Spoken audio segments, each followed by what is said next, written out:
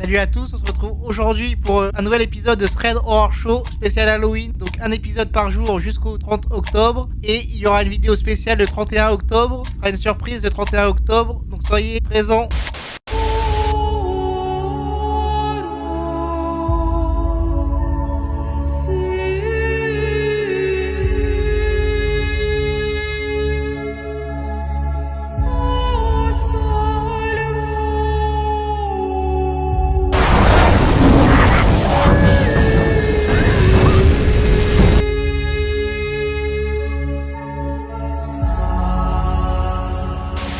Salut à tous, on se retrouve aujourd'hui pour un nouvel épisode de Thread Horror Show spécial Halloween. Aujourd'hui, je vais vous raconter l'histoire de Luc en 2016. Il est livreur pizzeria et ce soir-là, il devait livrer encore des commandes. Et arrivé à la dernière commande, il reçoit un appel d'un client bizarre. Il aurait parié qu'il utilisait une machine pour changer de voix. Is in the Imperial Vault at Delta 36.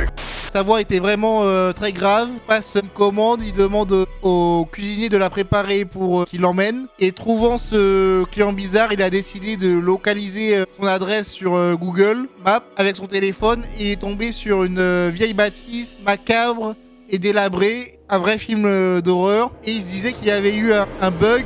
Et il emmena quand même la commande. Il décida quand même de rappeler le client pour être sûr de la commande. Parce qu'il avait pris l'habitude de faire avec les clients. Et la voix avait changé. Il confirme ses soupçons sur le fameux appareil qui transforme la voix. Et il se disait que ça devait être un ado blagueur. Et il poursuivit le chemin. Il est arrivé à l'adresse. Et il se tenait devant la vieille maison flippante. Il pensait que ces ados étaient venus ici commander des pizzas, mater des films d'horreur pour avoir la frousse. Il prend son courage à deux mains et il toque la porte. Et une bonne minute s'écoula, toujours personne. Et il décida de rappeler la personne, mais elle ne répondit toujours pas. Et il rentre à l'intérieur grâce à la porte qui était fragile et facilement ouvrable. Il faisait noir et la seule lumière qu'il y avait, c'était une lueur venant d'une pièce voisine. Et là, il découvre avec horreur que les lumières étaient des bougies mises autour d'un symbole satanique au sol. Et en face, il y avait un gars qui se mutilait avec un couteau. Ça lui donne des frissons. Quand il a vu ceci, il a lâché la commande. Il a couru vers la porte d'entrée où il y avait un autre gars.